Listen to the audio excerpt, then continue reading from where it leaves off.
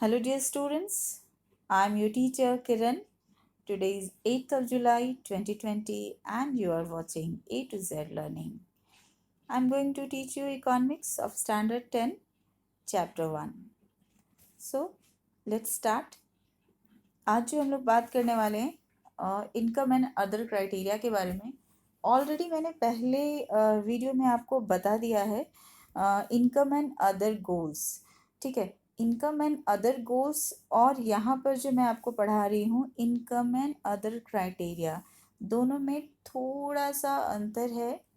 अब वो आप पहले वीडियो को भी देख सकते हो। इस डिफरेंस को समझने के लिए यहाँ पे मैं थोड़ा सा डिटेल में बताऊँगी, और ये बहुत इंपॉर्टेंट टॉपिक है क्योंकि इससे रिलेटेड क्वेरीज होते हैं बोर्ड्स में।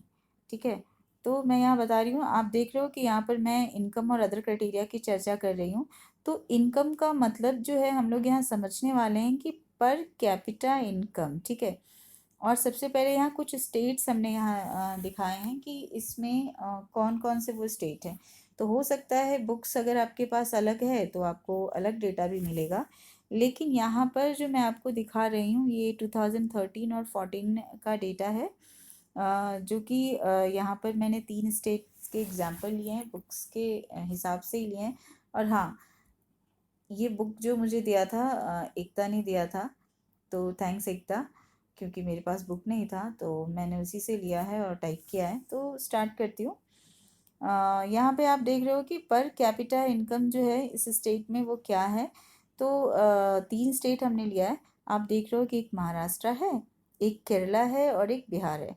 हालांकि किसी किसी बुक में अलग भी स्टेट को दिखाया गया है, तो इसके लिए आपको वरीड होने की ज़रूरत नहीं है। वो सेम चीज़ है क्योंकि हर साल का डेटा वेरी करता है, कई बार बताया है क्लासरूम में भी।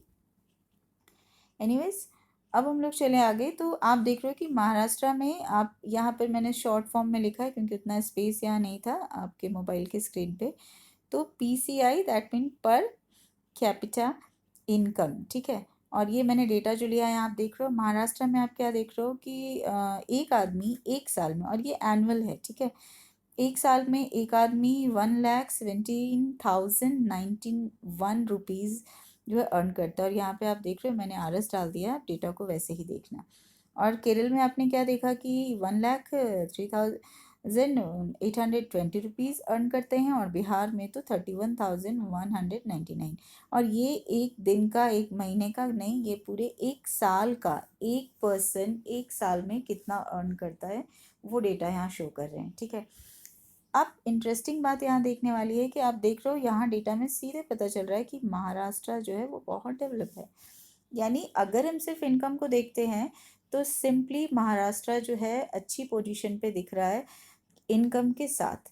दैट मीन कि केवल अगर इनकम को लेकर देखते हैं तो महाराष्ट्र जो है हमारे राज्यों में बहुत डेवलप है। यानी जो 3 एग्जाम्पल हमने लिया है, महाराष्ट्र काफ़ी डेवलप है। वैसे भी डेवलप है क्योंकि हम लोग जानते हैं कि ये एक फाइनेंशियल कैपिटल है यहाँ, तो वैसे भी ज़्यादा है। लेकिन आगे देखते हैं, इस डेटा से तो आपने एक रिज़ल्ट निकाला कि भाई महाराष्ट्र जो है वो बेटर कंडीशन पे है, लेकिन इसको आगे भी कंपेयर करना होगा, तब मैं आपको बताऊंगी कि मैं क्या बता रही हूँ। तो अदर क्राइटेरिया जो आप देखते हो ऊपर आपने स्टेट में देखा, उन्हीं स्टेट्स में, इन्हीं तीनों स्टेट की चर्चा जो हम लोग कर रहे हैं, महाराष्ट्र, केरला एंड बिहार, तो यहाँ भी हम वही देखेंगे। बट अब हमें क्या देखना है, अदर क्राइटेरिया। स्टार्टिंग में भी मैंने आपको बोला है दिस इज़ अदर क्राइटेरिया। तो यहाँ पर जो अदर क्राइटेरिया है वो क्या है, यानी इनकम तो देख लिया, ये एक्चुअली हम लोग डिसाइड करें कि कौन सा स्टेट ज़्यादा डेवलप है। तो कैसे डिसाइड करेंगे, तो इनकम पहले चेक किया। यानी बताया ये जा रहा है कि केवल एक चीज़ से आप डेवलप नहीं कर सकते, या फिर किसी स्टेट के डेवलपमेंट के बारे में पता सही नहीं चल सकता केवल उसके इनकम को लेकर। तो अदर क्राइटेरिया में क्या क्या है आप एक बार देखो। महाराष्ट्र है यहाँ पर, महाराष्ट्र, केरला एंड बिहार। थोड़ा सा मुझे इसे ये करना पड़ा है।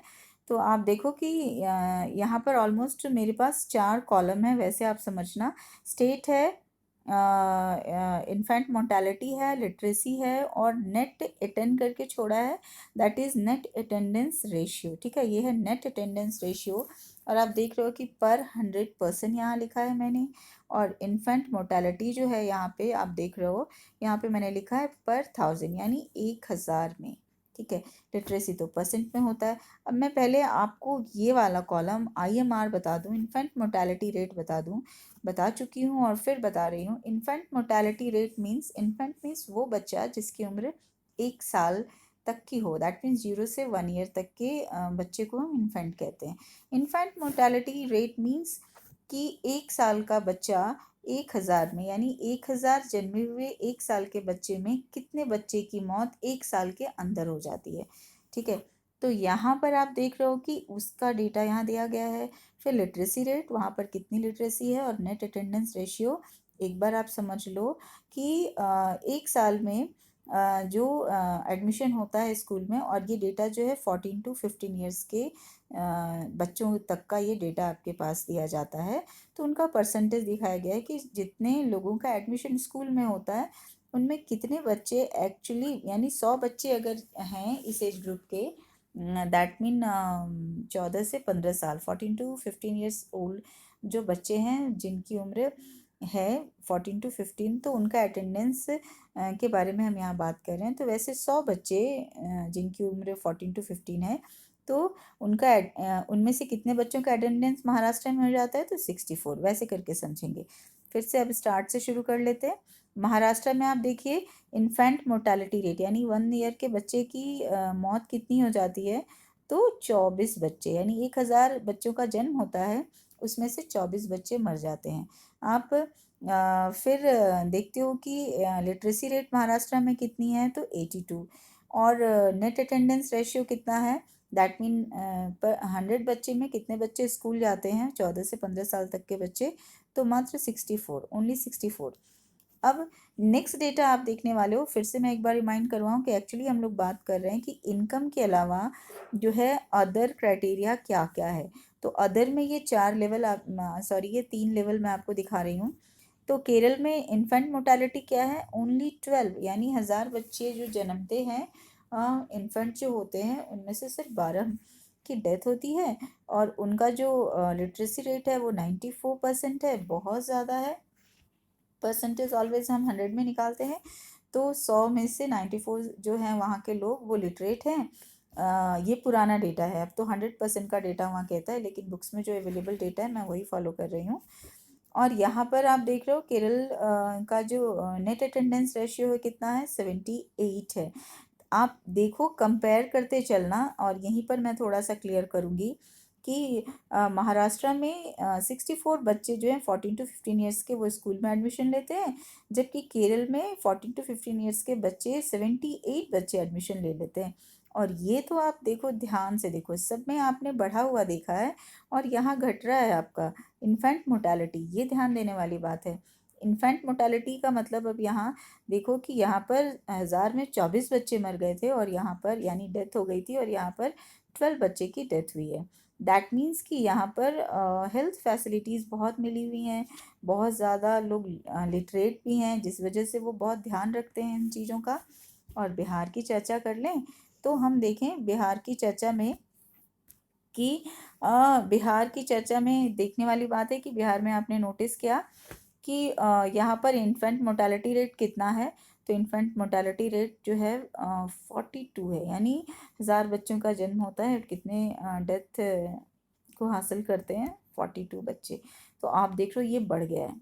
ठीक है, बहुत बढ़ गया, यानी महाराष्ट्र से भी बहुत बढ़ा हुआ है और केरला से भी है। और यहाँ पर आप देखो लिटरेसी रेट इनका 62% है, यानी 100 में ओनली 62 की जो है वो लिटरेट हैं। और नेट अटेंडेंस रेशियो आप देखो, जो 14 to 15 ईयर्स के बच्चों को देखा गया, 100 में 14 to 15 ईयर्स के जो बच्चे हैं उनमें से सिर्फ 35 बच्चे ही एडमिशन लेते हैं स्कूल में। ये डेटा जो है बहुत ज़रूरी है, क्योंकि यहाँ पर मैंने आपको क्या क्लियर किया, other criteria. Other criteria simply आपको बता रहा है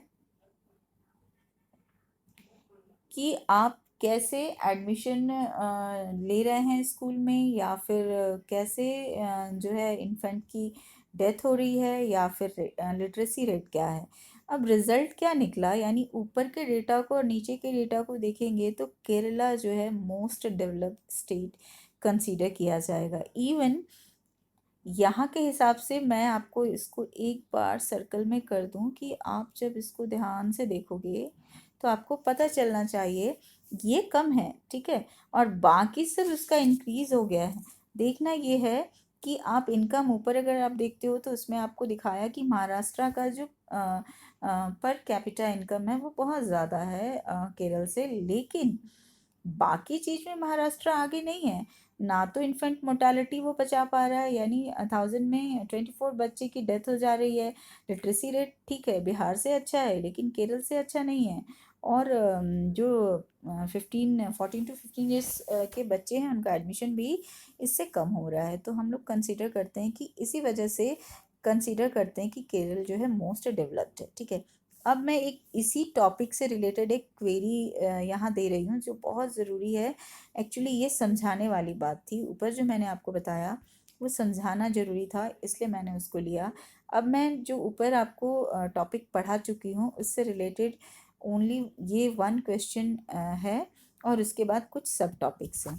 तो मैं यहाँ आपको बता दूँ कि केरल जो है वो आप देख रहे हो यहाँ पर कि केरल के बारे में हम बात कर रहे हैं, और केरल जो है Kerala has a better ranking than Maharashtra. Why Kerala को हम बेटर रैंकिंग देते हैं महाराष्ट्र से, क्यों? ये मैंने खुद ही पुट ऑन किया है कि आप एक बार चेक करो क्यों दे रहे हैं, क्यों कह रहे हैं कि केरल जो है बहुत बढ़िया है। क्योंकि केरल की इन वजहों से हम कह रहे हैं कि केरल बहुत बढ़िया है। जैसे केरल के बेटर रैंकिंग देने की सबसे पहली वजह क्या है, क्योंकि यहाँ इन्फेंट मोर्टालिटी रेट में रिडक्शन है। आपने देखा कि महाराष्ट्र में जो है 24 इन्फेंट की डेथ हो जाती है, और जबकि इसमें केरल में ओनली 12 की डेथ होती है। अगर मैं आपको फिर से ऊपर ले जाऊं तो यहाँ पे आपको दिखाऊं, ये देख रहा हूँ, देखा आपने, ओनली 12 की डेथ होती है और यहाँ पर 24 की डेथ हो जाती है। तो यही चीज़ यहाँ पर आपको नोटिस करनी है। आगे मैं यहाँ फिर से आपको दिखा देती हूँ कि आप कैसे इसको चेक कर रहे हो। तो इन्फेक्ट मोर्टालिटी रेट में रिडक्शन है, दैट मीन महाराष्ट्र से बहुत कम वहाँ मोर्टालिटी रेट है। 1 साल तक के बच्चे की डेथ रेट कम है। उसके बाद लिटरेसी रेट बहुत ज़्यादा है। आपने नोटिस किया कि 94% जो है उनका लिटरेसी रेट है, और साथ साथ नेट अटेंडेंस रेशियो भी उनका बहुत बढ़िया है। दैट मीन कि बहुत ज़्यादा अप्रॉक्सीमेट 78 बच्चे जो हैं 100 में जाते हैं, 14 to 15 ईयर्स ओल्ड बच्चे जो कि स्कूल में एडमिशन लेते हैं, जो कि बहुत ही बढ़िया है। तो ये ओवरऑल हम लोग बोल सकते हैं कि अब तक जो बताने का मेरा मोटिव ये था, या इस टॉपिक का मोटिव ये है कि हम कंपेयर कर रहे हैं कि कौन सा स्टेट ज़्यादा डेवलप है, और ये चैप्टर ही है डेवलपमेंट का। तो हम उस स्टेट को ज़्यादा डेवलप बोलेंगे जहाँ पर एक आदमी अर्निंग बहुत अच्छा कर लेता है, एक आदमी की वहाँ पे लोगों की इन्फेंट मोर्टालिटी रेट कम है, वहाँ का नेट अटेंडेंस रेशियो बहुत बढ़िया है, वहाँ पे जो है लिटरेसी रेट बहुत हाई है। तब जाके हम किसी भी स्टेट को प्रूफ करते हैं, बताते हैं कि वो ज़्यादा डेवलप है। दैट मीन सारे क्राइटेरिया पे केरल जो है वो ज़्यादा डेवलप कंसीडर किया जाएगा।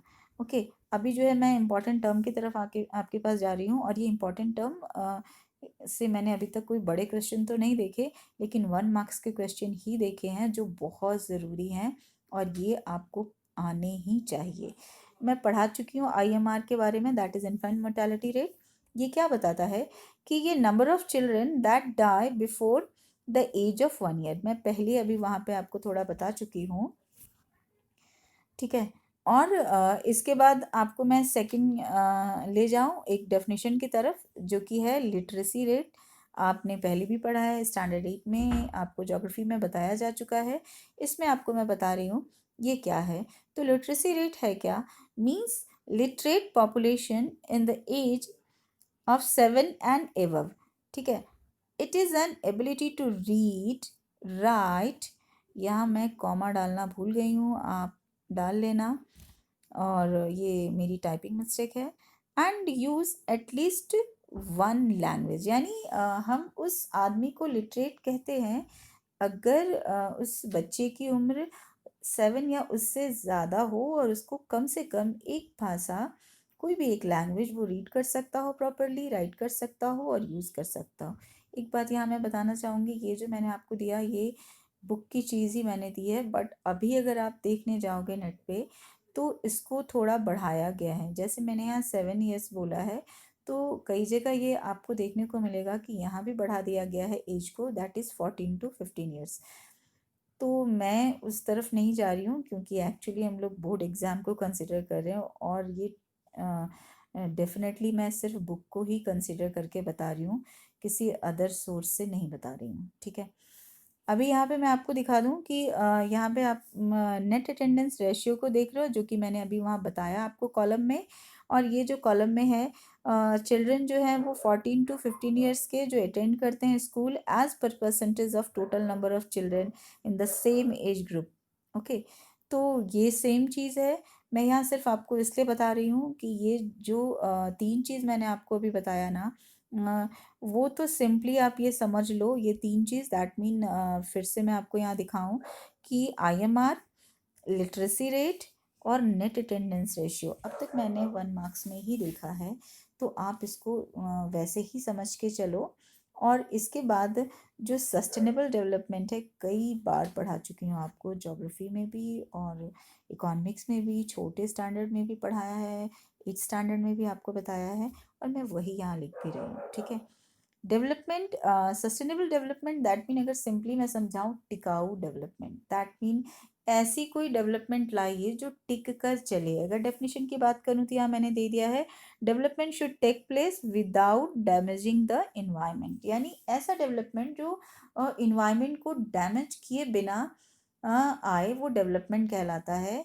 दैट मीन, इसके लिए जब भी मैंने पढ़ाया है क्लासरूम में तो आपको मैंने बताया है कि आपके पास जो सोर्स बहुत ज़्यादा हैं, जैसे कोल, पेट्रोलियम, ये अभी हैं, इसको अभी आगे के लिए हमें बचा के रखना चाहिए और राइट नाउ कुछ ऑल्टरनेट सोर्स का इस्तेमाल कर लेना चाहिए, क्योंकि हम जानते हैं कि ये कोल, पेट्रोलियम, ये सब बनने में मिलियन ऑफ ईयर्स लगते हैं। तो ये मिलियन ऑफ ईयर्स जो हैं, ये कैसे आप रिड्यूस करते हो, या तो पॉसिबल नहीं है, क्योंकि उसके प्रोसेस को हम जल्दी नहीं कर पाएंगे। तो बेटर है कि इनके इस्तेमाल को हम सोच समझ कर करें। ज्योग्राफी में आप पढ़ोगे, प्लान्ड जो है इन्वेस्टमेंट कीजिए, इसके बारे में आपको पता चलेगा, रिसोर्स प्लानिंग के नाम से आपको बताऊंगी। दैट्स इट, आज के लिए इतना ही। और मैं आपसे इतना कहना चाहती हूँ कि आप लोग पढ़ रहे हो, बहुत अच्छी बात है, व्यूज़ बहुत आ रहे हैं वीडियोस पे, दैट मीन कि आप देख रहे हो। और आर्ट्स भी बहुत ज़्यादा हैं, लेकिन मुझे ये लग रहा है कि कुछ बच्चे ही पढ़ रहे हैं, बहुत बार देख रहे हैं शायद, क्योंकि जो सब्सक्राइबर है वो, उससे पता चल जाता है कि आप लोग एक्चुअली सारे बच्चे नहीं देख रहे हैं, कुछ बच्चे हैं जो बार बार पढ़ रहे हैं। क्योंकि बहुत ज़्यादा व्यूज़ हैं और मैंने चेक किया है कि इसके आर्स भी बहुत ज़्यादा निकल कर आ रहे हैं। एनीवेज, आपको पढ़ना है, मैं तो सिर्फ पढ़ा रही हूँ, और पढ़ाई करना आपको ज़्यादा ज़रूरी है। Thank you. कमेंट कर सकते हो अगर किसी टॉपिक पे बात करनी है, कोई और टॉपिक। वैसे हाँ, ये ज़रूरी है बताना कि आज मैंने आपका ये चैप्टर कंप्लीट कर दिया है, नेक्स्ट वीडियो में नेक्स्ट के लिए आगे जाऊँगी। So thank you for watching.